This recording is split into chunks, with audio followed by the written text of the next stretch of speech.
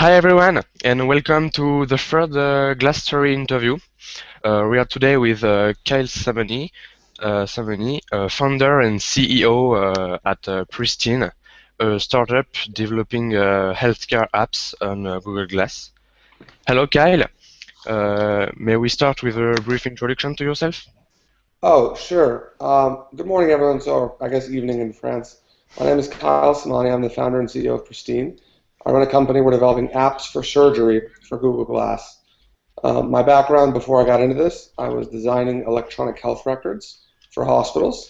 I spent a year there in engineering, a year in technical sales, and a year as the product manager for all the clinical applications. And I saw Google Glass a few months ago. By the way, here's my Google Glass. And I saw Google Glass a few months ago, and immediately could see like the long-term vision for healthcare. So I quit my job and started a company, and we've raised a good deal of money now, and we have two full-time engineers. We're about to have a third and a fourth. Okay, great. Then, how did you get Glass? Sure. So Google has an Explorers program. It's called the Google Glass Explorers program, and they had a social media campaign called If I Had Glass. So I applied through that campaign and I got in. Since then, my company has acquired two additional units. So my company right now has three units total. I'm in New York right now. I'm here meeting with investors and such. So I only brought one unit with me, but my two developers each have one unit as well. And we got purchased those from other people that we knew. Well, um, I saw you didn't like Glass much as a consumer product. Would you explain why? Yeah, so I think glass is going to have a tough time as a consumer product. I personally don't find it very useful as a consumer product. There's, the question with glass, or rather the challenge glass faces, is that it competes with your smartphone. Right, your smartphone is already really good at what it does. You already have Facebook and the internet and maps and phone and text and all these other really good functions, and they work really well, whether you're an iPhone or an Android. Um, so Glass's challenge is what is so compelling about this device that you're going to wear it on your face all day, given the fact that you have a smartphone in your pocket. Um, and it's in my opinion, I haven't found any great consumer use cases that justify the cost. And I think there's a real cost with wearing this thing on your face. I mean, is it cool? Sure. As a tech geek, I mean, it's kind of cool to have. Is it useful? Not very. Is it worth wearing around all day? I mean, I would rather not wear it around. It's unless it's going to do something for me. So I think the problem is in the applications, and I don't see any applications today, and I don't see what they will be. So you wouldn't say wearable technology is the future of technology, or is it just glass, the thing that is it's on your face? So I mean, there's definitely opportunity for watches and other, especially health-focused wearables. I mean, I myself, I wear a Fitbit. There's lots of people out there that are doing the watches, especially people who are into health. So there's definitely a niche out there. I would say as a consumer product, glass is a niche consumer product. I don't think it's a mainstream consumer product. There are certain niche use cases. For example, if you're a motorcyclist or a bicyclist, getting driving directions on glass is really good. Because you can't use doing turn-by-turn voice navigation doesn't work in that scenario. But if you're in a car, turn-by-turn voice navigation is totally acceptable. Another great use case would be golfing. There's a lot of apps to be built for golfers on glass. There's other niche use cases. If you're a cook, some people might love glass as a cooking utility to help give them directions and steps. Are 99% of people who cook going to buy glass to do that? No. It might be 0.1%, maybe 1%. So there's a lot of these little niche use cases. And glass definitely can provide value in those use cases, and you'll find that like the most dedicated people to those hobbies will buy glass. I actually wrote a blog post called Glass for Hobby that kind of outlines this, where I give a few other examples and I talk about how there's a lot of very specific use cases that glass is useful for consumers. And the people who love that particular use case might buy it, but those use cases don't apply to 25% or 45% or 65% of the population. So the campaign Google is leading isn't such a good thing, you think? So what people would do with glass, if I had glass, etc. Would it be vain, in fact? So if glass hasn't utility in real life? I mean, it's not my question to judge, make any judgments like that. If people want to pay for glass and do things with it, they're welcome to. I myself, I am a technology geek. I've been building computers since I was 8, programming since I was 12. I mean, I'm definitely on the early adopter end of the spectrum. I can tell you that my utility for glass personally is not very high. Having said that, I obviously wear it around a lot for my company, for the sake of my company. Um, but I mean, I don't have a problem with their campaign. I wish they would focus more on the enterprises. But I understand Google's respects and desires. They want this to be a consumer product, and given the fact that glass is being designed and marketed as a consumer product, I understand the nature of the social media campaign. My only request from Google is to give me a few more units of glass. That's really all I want, so we can do our testing a little bit easier. So, in your opinion, you told me on Twitter that glass will change medicine. So you founded a startup, Pristine. It's developing apps on glass to help doctors providing healthcare. Why did you bet so much on such a technology? Sure. So, I mean, like, over the past 5 years, the iPhone App Store just turned 5, like 3 or 4 weeks ago, maybe 5 weeks ago. It just turned 5 years old. The iPhone is a year older than that, 6 years, but the App Store was 5 years ago. And Android came out right at the same time. Right now, in the U.S. at least, I don't know what the French statistics are, but in the U.S., 85 to 90% of doctors are using smartphones at the point of care today. They are looking up schedules, they're looking up drugs, interactions, they're looking up whatever, or messaging, doing something, right? These are people, remember, doctors are always moving constantly, they're always dealing with people, they're looking at them face to face in the eye, and they're always working with their hands, and their hands need to be clean.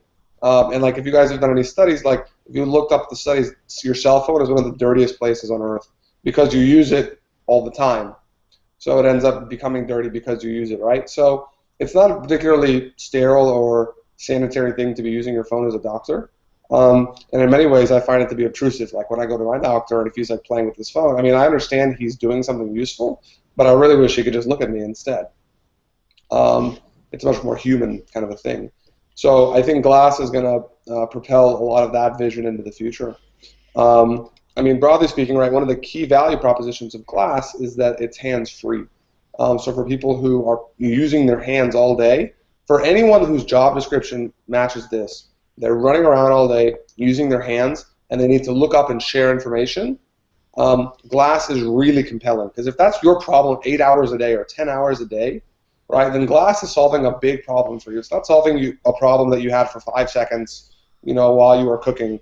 I mean, really, you put your iPad on the kitchen stand, like it's good enough. But if you're a technician and your hands are tied up and you're fixing something, or if you're a doctor and you're a surgeon and you're cutting people open, those are like use cases where it's really hard to use some other device. And glass is really, really compelling in a lot of these verticals. And so we're obviously pursuing one of them being healthcare. And my background is in designing electronic systems for hospitals. So I could immediately see, I mean, it was very clear to me what like the 5-year vision was. And if you want to know that for yourself, if you Google Glass for healthcare, there's literally hundreds of ideas that have been written down on the internet for glass and healthcare. And in 5 years, I would guess that all of them will be done. Someone will be making use of all of those application ideas in 5 years. The bigger question is, where do you start? So that was a much harder question for us to answer, but we did eventually answer that question, and we landed on surgery. The human side of glass during jobs was what Raphael Grossman told us in our first Glass Live. It's really useful to have glass when you're a doctor, to see patients, to talk with them, to have information on them, etc. Um, do you think, don't you think this use wouldn't be possible in a consumer life? In fact, I mean. Google says glass is really useful for people who have smartphones and don't want to watch them all the time. It's everything. It's if it's the case for doctors to have glass, why wouldn't it be the case for users? So I mean, my challenge with glass as a kind of a consumer versus enterprise. That's kind of the nature of the question. Um, is for me, I think there's a genuine cost associated with wearing glass, and that cost is there's this funny thing on your face. Um, yes, glass is cool, but at the end of the day, it looks kind of funny. A lot of people give you strange looks. Trust me, I've been wearing this thing on the street for like 10 weeks. People are always asking me, what is that thing? Why are you wearing it? Those are the top two questions. What does it do? Um, and in my opinion, I don't have a problem pulling out my smartphone. For me, I would rather like if I'm at a bar with my friends and I'm at a restaurant with my friend, even though I'm walking on the street, if someone's going to send me a message or a Facebook request or a Twitter or whatever, I don't care what it is, I would rather pull out my phone to interact with that content than have it on my eyes. I personally like having my face not having this thing there, and that's my personal preference on life. Um, my personal opinion is I don't think 95% of people are going to disagree. I think 95% of people would agree with me. Uh, but again, that's most certainly up for debate, and I think it's for me. I just don't think it's worth wearing this thing around to do that. Um, for doctors, though, on the other hand, it's very, very useful for these people because their hands are tied up, and if they need to look up something, it's all voice-driven. They can start talking, and they can give it a query, and then the glass returns some information, and they didn't have to let go of anything. So for these people who are their hands are tied up, it's very valuable. Yeah, and seeing glass isn't a big product in, how to say that. Glass isn't a big thing in the world. There is no many people who know what it does. It's everything. Maybe when it comes out on the public market, it will be more acceptable, designed another way, so it will be more acceptable in the street to wear. Maybe it will become like the smartphone, a habit for everyone to have it. I mean, obviously Google believes that. That's why they're building this, right? That's clearly their vision. Um, I'm a little bit less optimistic about that than perhaps they are. But we'll see. I mean, again, my feeling is that people don't have a problem pulling a smartphone out of their pocket. That's my personal feeling of the world as well. Um, but then again, I have never marketed to consumers. I've never written any consumer applications. I have never done anything really consumer facing. So who am I to judge that? I can tell you on the enterprise side, I know for a fact this is going to change how doctors practice medicine. And so that's exactly what I'm doing. I Okay, know much more great. on the healthcare side than I do on the consumer side. Yeah. So since you have glass, did it fulfill your dreams about it? Is it powerful enough to develop really interesting apps in your domain? I mean, absolutely. Glass has changed my life, right, in so many amazing ways.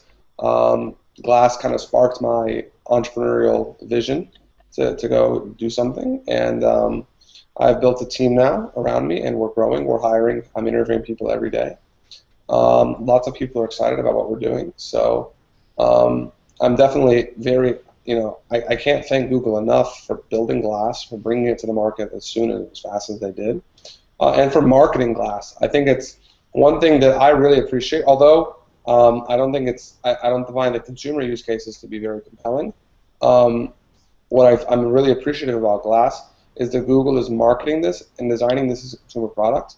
So their design decisions are being made based on consumer constraints, not enterprise constraints. and then the marketing behind all of that. And so it makes it much easier for me as a developer to go and convince people to try this thing on because, like, if I'm going to a surgeon, right, or an anesthesiologist or a nurse, any of these people, if I had built my own hardware, they would look at this thing. It wouldn't be nearly as elegant because, I mean, the industrial design is very difficult. It wouldn't be nearly as elegant, and I'd have to convince them to wear this piece of hardware from some random dude who made this thing. But because Google made this thing, it has the entirety of Google's credibility behind it, right? And Google is one of the most reputable, most credible companies on earth. And they have this enormous marketing machine behind it so that everyone knows about it. So when I'm convincing people to wear glass, yes, I need to give them a reason to. My software needs to be so compelling that they're willing to wear it all day. Out of the box, glass isn't useful for doctors. It has consumer uses, but because of HIPAA concerns and privacy concerns, and all these other things, glass isn't usable in a hospital environment just with Google's own software. So, these people though, it's very convenient that they're like, oh, that's Google Glass.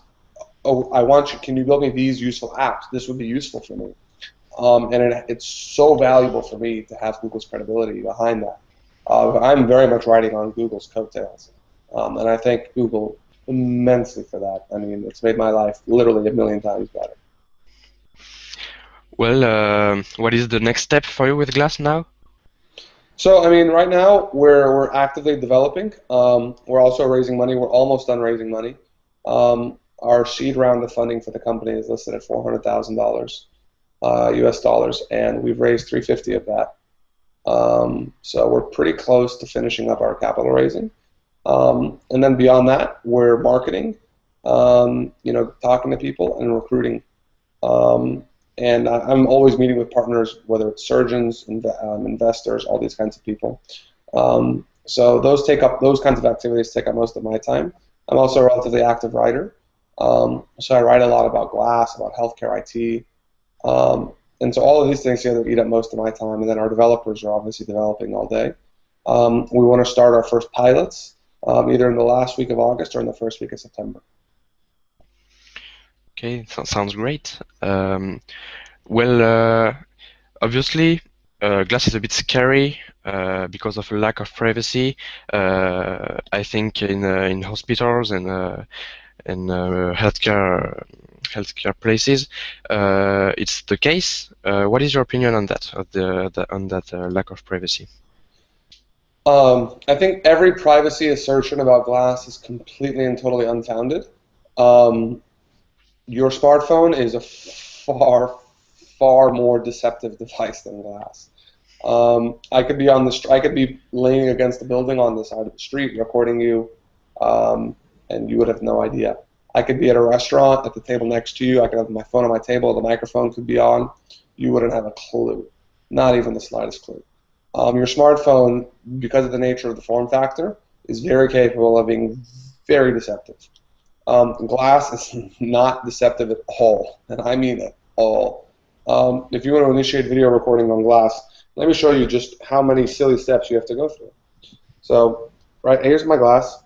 So if I want to record a video on glass, I have to nod my head up. I have to say, okay, glass, record a video. And so now it's recording. But obviously to do that, I mean, if anyone in public is going to see you do that, I mean, that's obviously you're recording them, right? It's really not any way to hide that fact. And then moreover, you have to be looking at them to record them. So you can, like with your phone, right? I could be playing with my phone and have it at an off angle or something, and you wouldn't have a clue that I was recording you over there. But with glass, I have to be looking straight at you. So I think every privacy concern is completely and totally unjustified. And I mean that, like, it bothers me that people make those assertions because they're not true. And once you use the device, you realize, like, oh, well, if I wanted to spy on you, I would use my phone, not glass. So I don't think it's a big deal for them. Yeah, I agree with you, and I guess governments are pretty scared about glass. So I guess you think it's not founded neither. Oh, I mean, totally unfounded. There's a lot of these people are banning glass. They haven't even used it or seen it or worn it. Or played with it.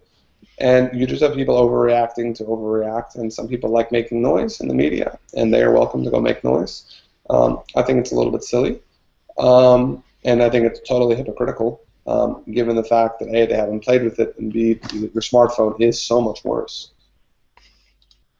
Last question. In one word, what does Google Glass mean for you?